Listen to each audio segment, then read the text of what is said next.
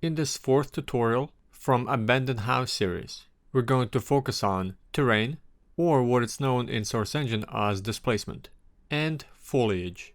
And this will include trees, shrubs, and grass. So basically, we're going to focus on nature elements of this environment. For foliage, we're going to insert prop statics. For terrain or displacement, we'll be using BSP brushes. And we'll also do another pass for terrain detail, adding decals and additional props around the house. So let's go ahead and get started. With the previous version of the map open, I go ahead and resave it as terrain version. I use the ground plane that we had before and resize it, which will be used for displacement. Now, terrain in source is created from BSP brushes, and instead of using one large BSP brush, that becomes displacement. Instead, I use multiple BSP brushes and arrange them in a grid-like pattern, and then I will convert the top faces of each brush to displacement. Now, there's a lot of benefit of using multiple BSP brushes that will become your terrain, rather than one large BSP brush. With multiple brushes, you have more control, and you will be able to use the lowest terrain resolution, which will have enough detail for you to shape the terrain, and it helps to improve and maintain good performance. But if you're using a very large brush, you'll have to increase the terrain resolution to 3 or 4, which could affect your performance. But the best reason to use multiple BSP brushes is due to control. Now, before I get too far establishing and modifying terrain, I placed a fence around the house that serves two functions. One is aesthetic quality as a visual, and second, to establish a boundary that will help me to maintain focus on where I should detail and where the boundaries of the map are going to be. So outside the fence is a non-playable area, and everything inside the fence is where the player is going to be. Once I used the fence to establish that boundary, I duplicated a few additional BSP brushes to be used as displacement for the non-playable exterior areas of the map. And in those sections is where I used very large BSP brushes. And since they're not going to be seen and used by the player up close, I then need to be very precise in how those brushes are positioned. And when you are creating terrain in Source, one of the most important things you have to consider is the positioning of different terrain patches or different terrain BSP brushes, so that the vertices of each terrain patch matches. This is why I created a grid-like pattern. So when I modify or paint textures on the terrain, everything will be sewn together and treated as one. And if you don't have a grid-like pattern and the vertices of your terrain do not match between different sections or patches, then you may experience gaps between those sections. So when it comes to laying out your BSP brushes that are going to be used for displacement, be very aware and attempt to create a grid-like pattern so all your vertices between different patches of your displacement line up. And this is extremely important in playable areas. This will make your job creating your terrain and painting textures simpler. But when you get to the exterior boundaries of the map, where the player will never be able to reach or see up close, then you can hide those gaps in geometry that's created between different displacements a lot easier, and wouldn't have to be very precise about it. So once I had all the BSP brushes laid out and created in a grid-like pattern to make sure that all of the vertices are going to be aligned, I open up Face Edit Sheet, select the surfaces that I want to turn into displacement. Then inside the Face Edit Sheet, there is a Displacement tab. By switching over to Displacement tab, I click on Create, which creates all of the selected faces on BSP brushes into terrain. I start off with the Power of 2 resolution, which is the lowest in Source. This allows me to focus on forming the terrain without getting lost in detail. And if I need to increase the resolution to a higher value, I can do so at any time. So once I created the displacement, I applied terrain textures that I want to use. This allows me to visualize different sections of the environment and what kind of landscape I want in certain areas. I have a road that's going to be in front of the house, and then the rest of the environment is a landscape. And the theme of this environment is set in the fall or autumn. So I applied fallen leaves and grass blend texture around the house and a pavement texture for the road. And then I begin to modify the terrain. With the texture already applied, it helps me know which sections are the road and which sections are landscape. So I recommend that you apply terrain textures as soon as you can, so you can visualize the environment and know where you need to paint the height depending on terrain area. And once I've modified a bit of the terrain, I want to compile and jump inside the map. I needed to resize my sky brush to make sure that the terrain is inside the sky brush. Otherwise, you will get a leak and your map won't compile. So as I'm inside the map, I am walking around and looking at the terrain. I'm looking at the work I've done so far in raising and lowering the terrain and see if I'm going the right direction. And as I mentioned in the previous parts of the series, it's very important that you compile and jump inside the map as often as you can to test and catch mistakes early. As you begin to modify terrain, or as it's known in Source, painting geometry, you want to make sure you select all the displacement patches. So when you raise or lower your terrain, everything is being treated as one. Back inside the editor, I continued to raise and lower the terrain by focusing on both areas, near the house, as well as the non-playable areas, the large patches of terrain beyond the house. The type of terrain I'm going for here is more subtle, meaning that you don't see a lot of height variation. So there are no mountains or large cliffs. And when your landscape is more subtle, it tends to be a bit more difficult to create because you can't raise or lower the terrain too much as you would with a mountain or a cliffside.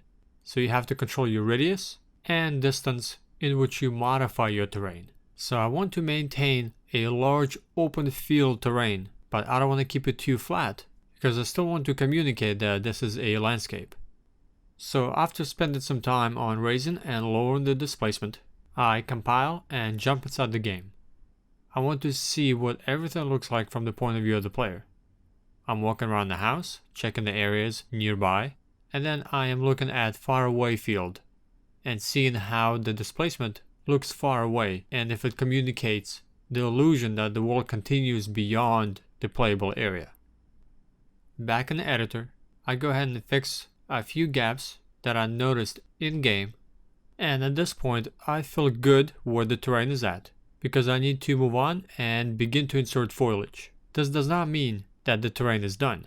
I will still come back and begin to tweak various sections of the terrain, but I need to insert trees, grass, shrubs, which will often point to various sections in the terrain that I need to detail and rework.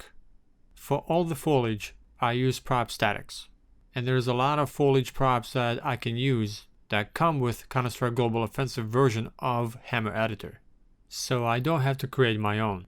Now, because there is a lot of props that you could use, especially foliage props, and it could become very time consuming if you insert one prop, position it, then jump back in the model browser, look for another prop, insert that one, position it, then go look for another prop. This method could take a long time. So what I do instead is I look for and insert all possible props that I may want to use. So I insert a prop static entity, look for a foliage prop that I may want to use, insert it into the map, I duplicate that prop, and then go back into model browser and look for another foliage prop. And I line up all the trees, all the shrubs, and all the grass foliage props that I may want to use.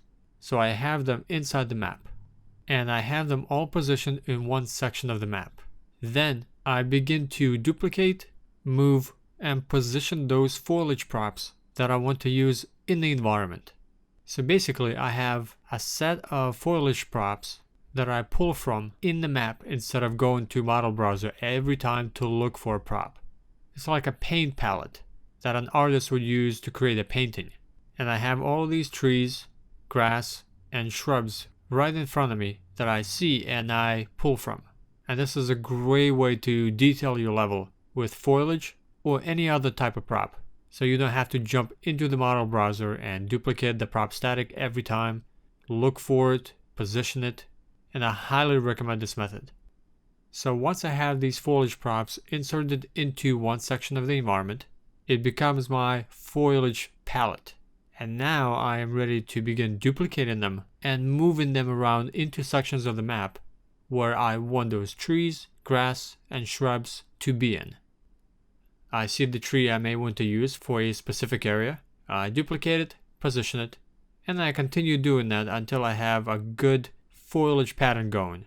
And once I have a few areas blocked in with foliage, I compile again and jump inside the map. So at the moment I am focusing on the left side of the house. I have a few set of trees for the front, for the middle, and all the way in the back. I duplicated some grass that goes in front of the porch. And I'm just looking at it, how it looks from the point of view of the player. And I'm pretty happy with where it's at the moment. For few shrubs and grass, I had to disable collision so you can walk through it, and I also disabled shadows. Some of the more smaller foliage types, such as grass and shrubs, tend to create bad shadows by default. So you have to go into properties and disable shadows, which doesn't actually disable your shadows, but it disables cheap render to texture shadows. So in order to fix that, you have to go into properties of that prop static and set disable shadows to yes. And you want to do this early enough so you don't have to change and update the properties for all inserted props. So if you have one prop type that needs to have its properties updated, you want to do it early and then duplicate that prop all over the place, and it will retain all the changed settings. This is also why it's important to compile early so you can catch those problems and fix them to save you time during production. Now I'm beginning to work on the other side of the house and building up the right hand side by duplicating the trees, shrubs, organizing them, and placing them in areas along the fence, trying to make them look good and natural. Then once I have a good pattern going on the right hand side of the house, I compile and jump inside the map. I now have substantial foliage on both sides of the house and towards the back, and I'm walking around the environment to see if foliage fits, if it's visually pleasing, if it looks natural, and if it has a sense of purpose for being in this type of environment. So this foliage has to unite the environment together, and nothing can stand out that makes you think, well, that type of tree shouldn't be here, it doesn't look natural and it doesn't fit. So I'm observing from the player's point of view and being very critical of all the foliage I placed so far. And if anything stood out and didn't make sense, then I would change that. So I'm fairly happy with where the foliage is at the moment. And coming back into the editor, I decide to add a bit more props along the fence near the trees and shrubs. So I duplicated the wooden logs, trash can, and some garbage. Adding these props allow me to break up the repetition of the same shrubs and trees being used. And by introducing another prop in between, it helps to create better transition to where it becomes more difficult to tell that the same foliage is being used over and over again. With a few props added, I go back and continue adding foliage. I begin to expand to add trees on the other side of the fence, as well as continuing to refine already placed foliage.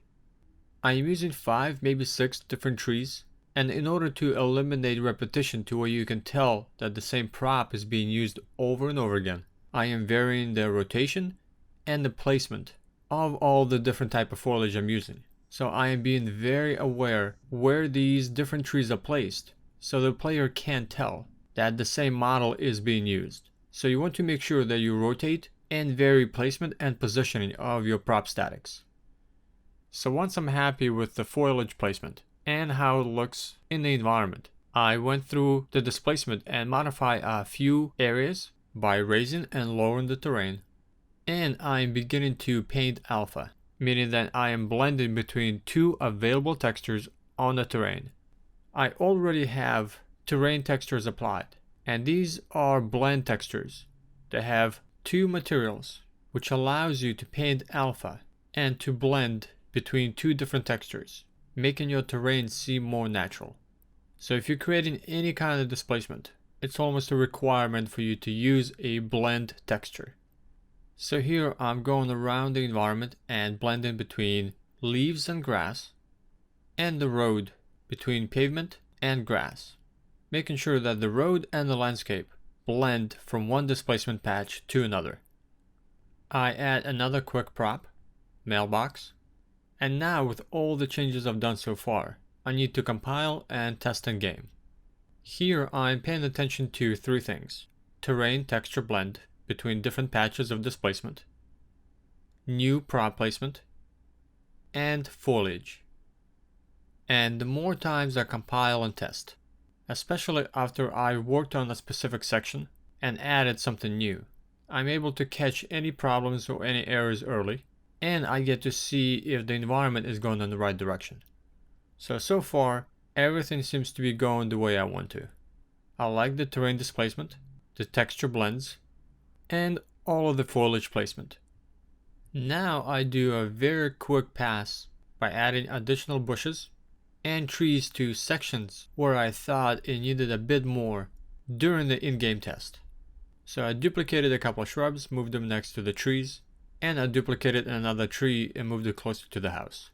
My next step is to add another layer of detail with using decals. We already did a decal pass on the house itself, but now we have to do another on the terrain. And a decal is a way to project another texture on top of your existing textures.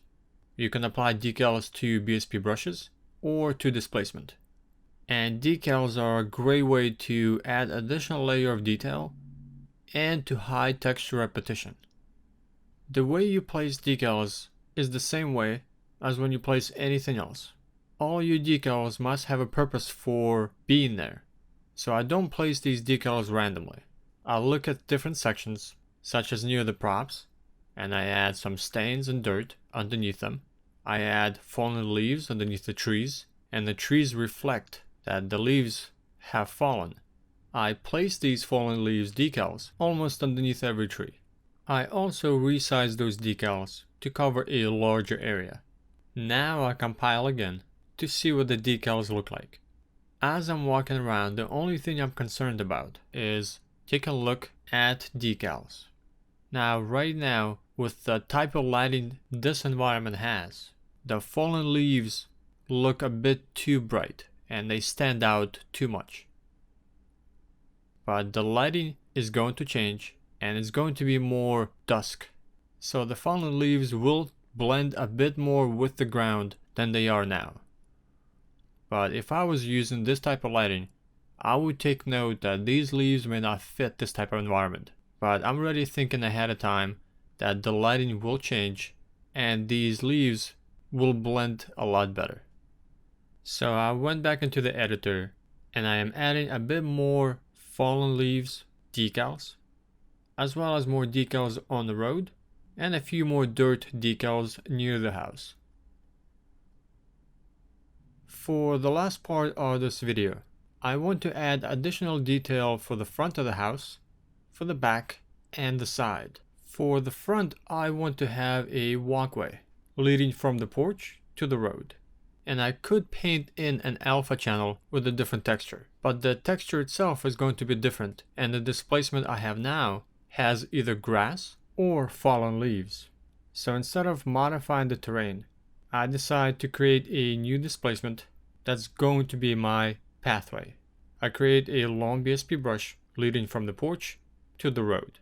I turn the top face into terrain, apply a new texture, and begin to morph that displacement patch to create the walkway. I then paint and blend a texture between the grass and the dirt to make sure that this patch blends nicely into existing displacement. This is a great technique to use when you don't want to disturb your existing displacement, but you want to have something different on top of it to break up the repetition and to add additional detail. The only thing you have to make sure is that this displacement blends nicely into already existing terrain and becomes as one. So you have to use the right texture so the edges of the one you just placed on top morphs into the terrain on the bottom. And to help to hide the seam better, I place few additional shrubs And I will also place some decals. For the side detail, I add another displacement, and this is going to be dirt. I want to have a pile of dirt that breaks up the flatness of existing terrain. So I create a square brush, turn the top face to displacement, and then I push the edge vertices down into the ground. I start off with the power of 2 resolution, apply dirt texture, change the shape a bit, and then to refine the shape, I update the resolution to 3. I spend some time smoothing the displacement out and making sure that it morphs into the terrain underneath better. I then have to update a few decals to make sure they project onto this new displacement that I inserted. I also insert a shovel prop, place it into the dirt pile. This helps to create a human element and creates an implicit storytelling by letting you know that someone either was here or is here now. Adding little details like this to your environment makes it more realistic. I add a few more decals on top of this dirt pile, as well as to the displacement walkway at the front of the house to make sure that both of these displacements blend better and you don't see any noticeable seams. And then I place another prop, a wheelbarrow, and I turn it upside down, and I place some rocks into the displacement. So I don't add this additional displacement and then leave it be. I add to it in stages. I add additional props, some decals, making sure that this dirt pile and the front walkway becomes part of the environment. I also add additional rocks near some trees and shrubs. This is another additional foliage element that I decide to include. And I take the front walkway and I duplicate it for the back of the house to create a walking pathway to break up the flatness of the displacement in the back of the house. Here I am putting final touches, duplicating some foliage, and adjusting the displacement in the back before I compile and test to see how everything looks inside the game. So at this stage, I am very happy with the displacement, foliage, and all added additional detail. I'm doing a final walkthrough to see if I catch any inconsistencies or any problems. And the walkway in the back needs a little bit more work to hide the seam, so I'll add some decals to that. But overall, I am happy with where it's at, and I am ready to move on to the final 5th video where I focus on beyond the house. I will add foliage to the exterior boundaries, the non-playable areas. I will update the lighting and add environmental effects.